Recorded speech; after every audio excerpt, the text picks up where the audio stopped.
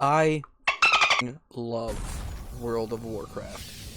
I've been playing some form of WoW since the year of our Lord 2008, beginning my journey during the pre-patch for Wrath of the Lich King. Of course, at the time, I was just a dumb, sweet, innocent, cute, but still dumb child. So I didn't know what a pre-patch was, or even what an expansion was. My gaming career started on PS1, when I was yet even more dumb and childlike, seeing as I was a dumber and smaller child. I'd seen what the purple dragon was chasing, and I had crashed all of the bandicoots. What the fuck is a bandicoot? Holy shit, you mean that's a real animal? I had even thefted the automobiles on a grand scale. Yet complex role-playing games had eluded me. I'd gotten my feet wet in games like Morrowind and Oblivion and started to sink my teeth into Knights of the Old Republic, but D&D inspired RPGs were just too much for my small Halo player brain. Luckily, I was blessed with the mid-2000s version of the cool older brother archetype, and one day, this glorious dude came home with his very own desktop PC, and even a desk to set it on. After getting the PC set up, he pulled out a strange box with a dwarf and a purple woman on the front. I knew of the dwarves, for I was a fan of Lord of the Rings. Which was the style at the time. But who was this purple woman? What was this fancy game that came with multiple discs and a snazzy box? The cardboard read, World of Warcraft. And I could not have cared any less than I did. What is this? Some kind of Lord of the Rings ripoff, I thought to myself, before settling in with our Xbox for a rousing session of Battlefront 2. After some time, I had noticed my brother had not touched the Xbox in many days, hadn't really left his room or the computer chair except to go to work. And being a younger sibling, I used the power of crying until I was allowed to watch him play this EverQuest clone that had seemingly consumed his very being. It didn't take long for me to understand. This looked incredibly fun. Make your own character, decide what kind of powers you get to wield, group up with your friends or even random strangers to defeat your enemies and save the world. My immediate infatuation was met with welcome from my brother, almost proud for indoctrinating another shill for Blizzard. He showed me the game's cinematics, including the Burning Crusade and ending with the trailer for the Wrath of the Lich King. Not long after, he got ready for work one day as I returned home from school. Then he stopped, sat me down at the computer with WoW already open, and directed me to the character creation screen. I could create my own character. Only one, and on a different realm than the one he was playing, as it was his account and he didn't want to have it filled with the musings of a 12-year-old. He left, and I was in amazement. I spent what must have been an hour going over in my mind what I would be in this world of Warcraft, where I could be anything I wanted. Among classes like mages, warlocks, druids, paladin, and shaman, races like dwarves, orcs, elves, trolls, and even space goat people, I found myself creating a human warrior. From there, I fell deeply, madly, sickeningly in love with Azeroth. I was a valiant defender of the Alliance, and I am to this very day. Now for nearly 20 years, I have ridden the roller coaster of Blizzard's legendary creation. While playing a game for 20 years? You must be really good at it. No. Admittedly, I don't spend much, if any, time on modern World of Warcraft. Even if I wanted to, my computer simply isn't up to snuff for midnight, along with many other contemporary titles. But in 2019, Blizzard launched Classic World of Warcraft, and I instantly was transported back to a better time.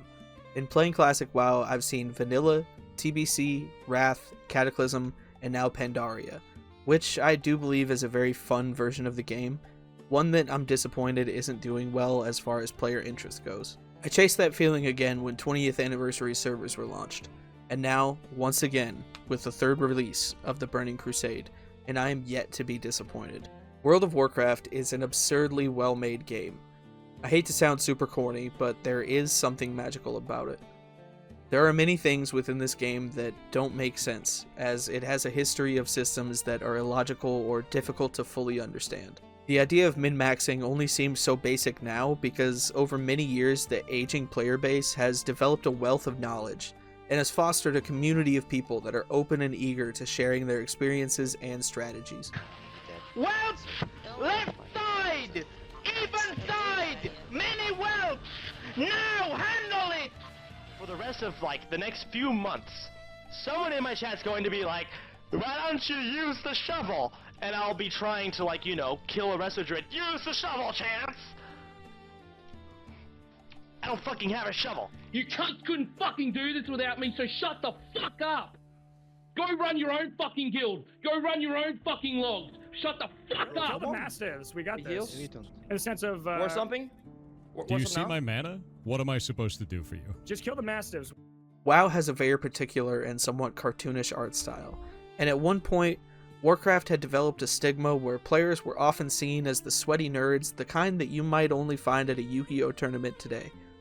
Yet somehow, over many years, World of Warcraft has endured and outlasted. But World of Warcraft comes at a price, and no, I'm not making some deep reference to your time and your energy. I mean $15 a month to Blizzard Entertainment. And if you're like me, sometimes your subscription runs out and you don't have enough gold to push it another 30 days. Even then, sometimes you have to scratch your itch for fetch quests and mob grinding. So where do we go when we can't go to Azeroth? The answer isn't simple for everyone. So in this video, I'll be spending at least 10 hours in a few of the best free-to-play MMORPGs available on Steam. Starting off with a game I've had my eye on for many years, Lord of the Rings Online.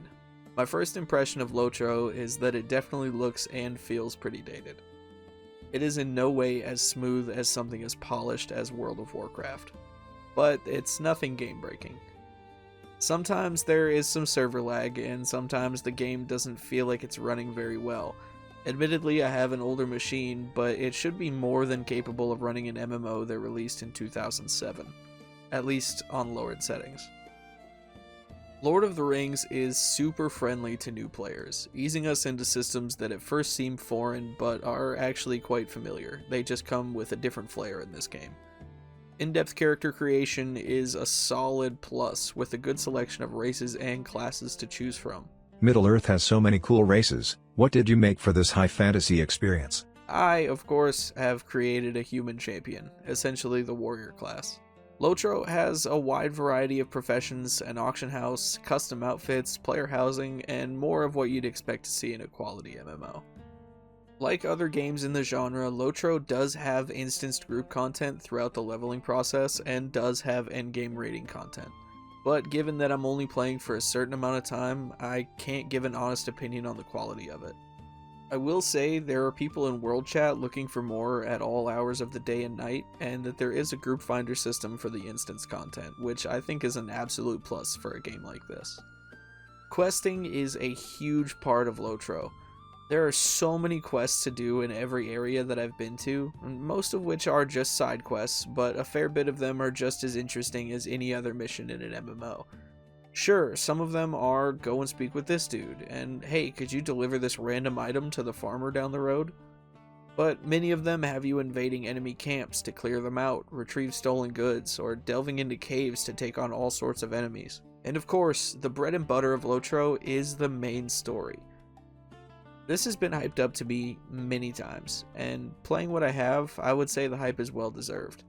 The main story essentially sees you assisting the Fellowship from the books and the movies as a background character in Tolkien's universe. You interact firsthand with all of your favorite characters, and I think that's one of the smartest things they could have done. As a fan of the source material, it is so endearing, and that's how great games make an attachment to players. It's something that pulls us in and gets us emotionally invested. Lord of the Rings feels really good to play if you're a fan of Lord of the Rings. Being in Middle-earth is what makes the experience special. I can't say for certain if I would have given it as much of a chance or as much leeway as I am if it wasn't attached to an intellectual property that I very much love. But what I can say for certain is LOTRO is a game that absolutely knows what it is and has solidified its own identity as a part of the MMO genre that is inspired by many things but is also entirely its own. And for that reason, I can't say it's a good replacement for World of Warcraft, but I can absolutely recommend it to everyone that enjoys RPGs and Lord of the Rings. And I am positive that I will be logging back in to help the free folk of Middle-earth from time to time.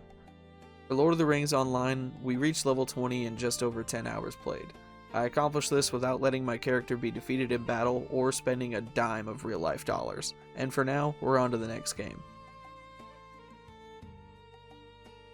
Releasing in 2001, RuneScape was able to establish a foothold on the MMO market, and later on would prove to be a more easily accessible rival for World of Warcraft.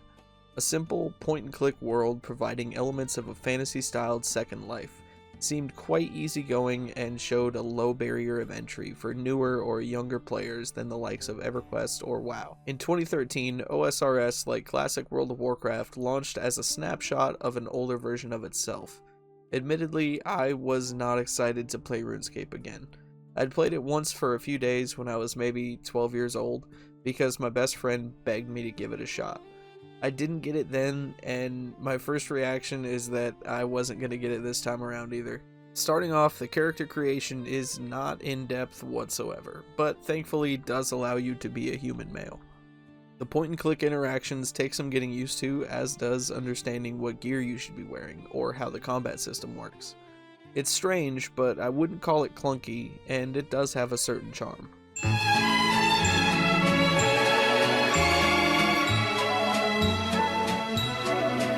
So it turns out the gameplay loop in OSRS is to max out all of your abilities and professions while getting the best gear you can from quests and loot drops. I didn't even realize I'd spent so much time doing random things to make my character's numbers go up, and then 4 hours into playing I'd still only completed the first quest. I get it.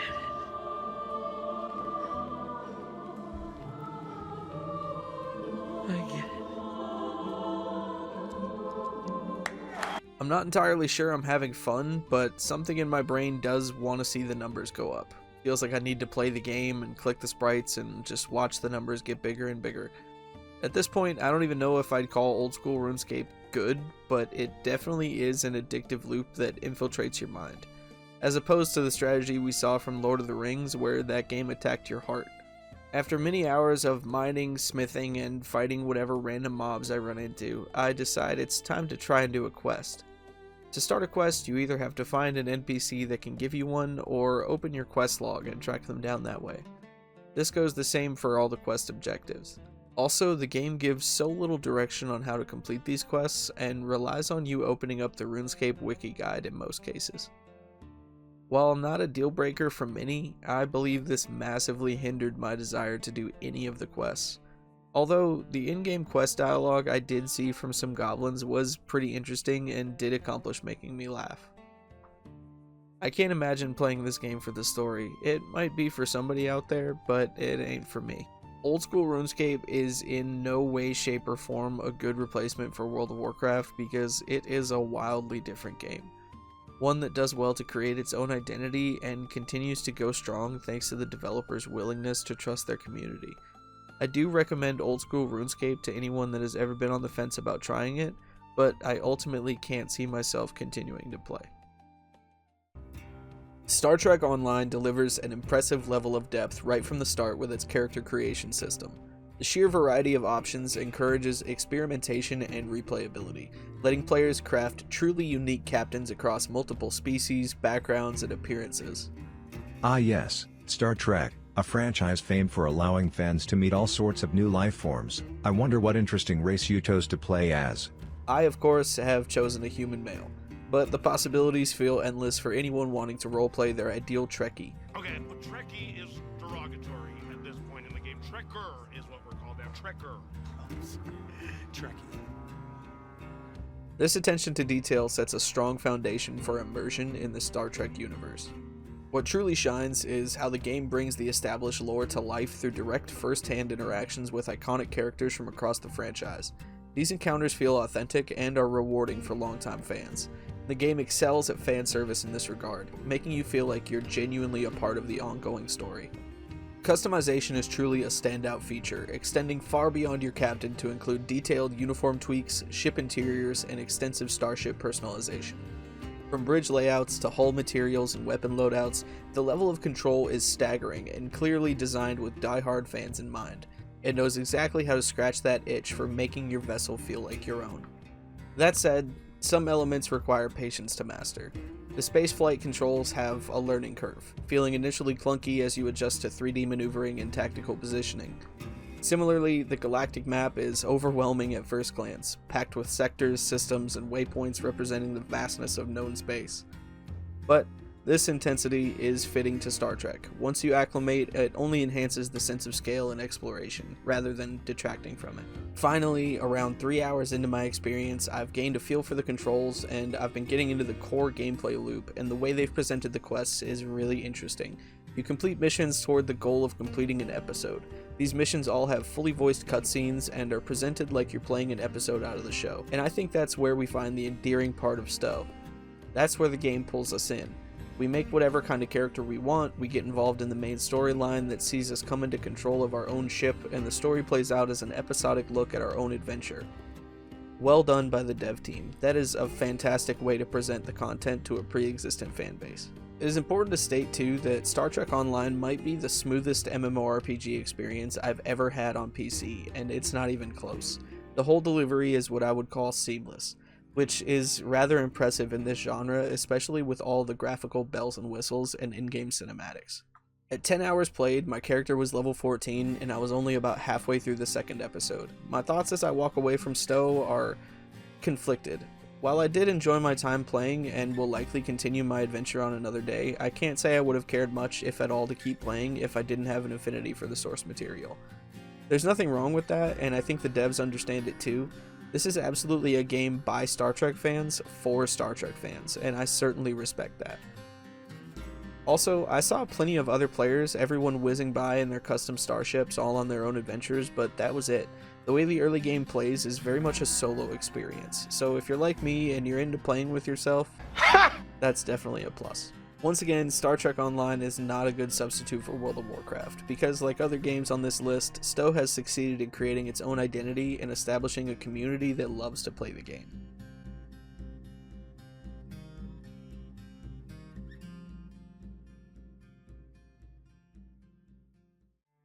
(1999) saw the release of the first uber-successful 3D MMORPG, EverQuest, peaking at around 275,000 daily active players, and supposedly the game that the creators of World of Warcraft were playing when they decided, hey, we can make a game like this, but way cooler. With blackjack and hookers! My initial thoughts are that this will likely be the closest experience to classic WoW that I've seen since starting this journey.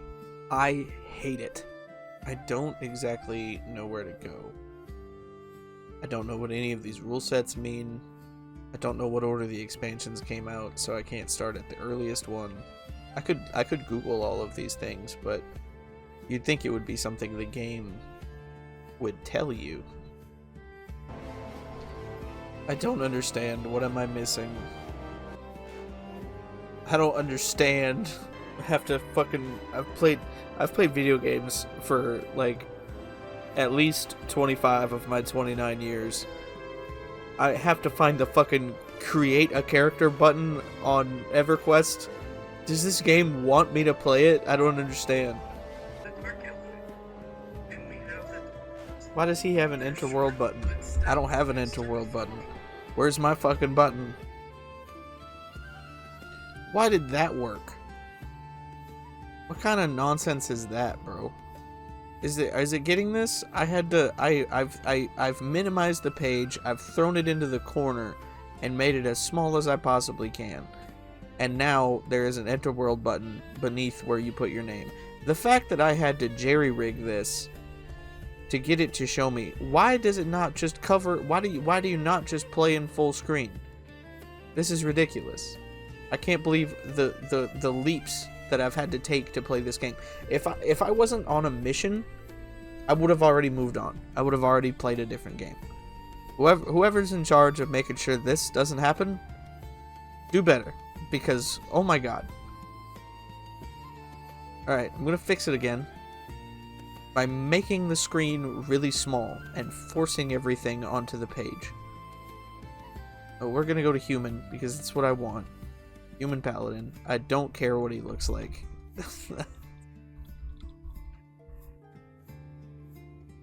Oh, we're off to a bad start, EverQuest. This is relentlessly bad. This is a terrible experience. And I've been doing this for 20 minutes. Okay, I have finally achieved full screen again, And what is this UI? Holy shit. This is not going to be good. This is not going to go well. I'm not going to make it 10 hours into this. I did not last 30 minutes trying to play EverQuest. I had problems trying to get the game to run. I had problems creating a character. The user interface is just unimaginable to navigate. And overall, I had such a bad time that I actually could not take it. If EverQuest is your favorite MMO in 2026, may heaven help you, because if this was the game I started on, I would not have played another. Look, when you're making a list of MMOs that can compete with World of Warcraft, you have to mention Star Wars: The Old Republic. That being said, I can't give you the opinion of a new player, because at the time of writing this, I'm sitting at 180 hours played, and I've previously subscribed to the game, meaning that my account has preferred status, so I get some cool perks, but not as many as people that still pay. So, I'll try to be as unbiased as possible, but I'm walking into this already feeling like the Old Republic is an enjoyable experience. I have to start out by saying that SWTOR is tasking on my computer. Even playing it on the lowest possible settings, I do run into performance issues. It's not a problem for everyone in the world, but I would definitely play the game much more often if I could run it a little smoother on higher graphical settings. Star Wars has been live since 2011, has quite a large amount of content for players to explore, and delivers it in a largely cinematic way. SWTOR is another example of a game with a built-in audience to draw upon for its player base, finding ways to slip you into their universe, doing so this time with a fully voiced questing system, along with allowing characters to choose from dialogue options that ultimately play into the game's morality system. Those features are some of what sets SWTOR apart from other games of the genre. Other parts of the game feel quite familiar: questing to max level, instance group and solo content that provides extra story beats, and also acts as a source for better gear, crafting and gathering, player-to-player trading and auction house system, and a sophisticated player housing system. After playing as much as I have, I think it's fair to say that SWTOR is a pretty strong MMO experience, especially if you're used to playing other top-tier games. The story and presentation are really what sets it apart. The Old Republic is a cool era for Star Wars lore, and the creators of the game have a solid understanding of that, and are clearly committed to providing Star Wars fans with a game that feels like they're part of the universe. Another MMORPG based on a beloved intellectual property that succeeds in satisfying its established fans. In conclusion, I've determined that none of these games that I've played in this video are a good replacement for World of Warcraft. Not only because they have successfully created their own identities, but also because no new experience could possibly replace the memories made and the time spent in Azeroth. The same could be said about any other game that you've spent over 160 total days playing. Something like that, you must love on such a level that it's taken root in your heart, and no game could ever make you forget your time in World of Warcraft. If I absolutely had to choose one of these games to play in place of World of Warcraft, I'd say Lord of the Rings feels like the closest experience. But I really enjoyed the cinematic presentation and gameplay loop from both Star Wars and Star Trek. RuneScape itself is also a fine way to kill 3 hours while accomplishing what I would call very little. And EverQuest, well, EverQuest is certainly a game that does still exist. You only played 5 games? There are so many more free-to-play MMO games on Steam. Sure, there are plenty more games I could have played, but I've already resubscribed to World of Warcraft.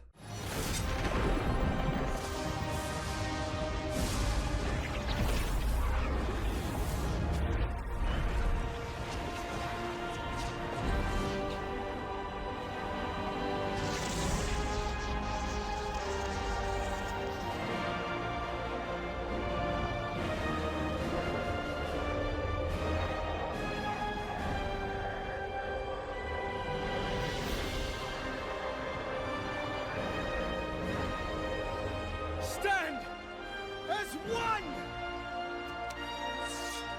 for the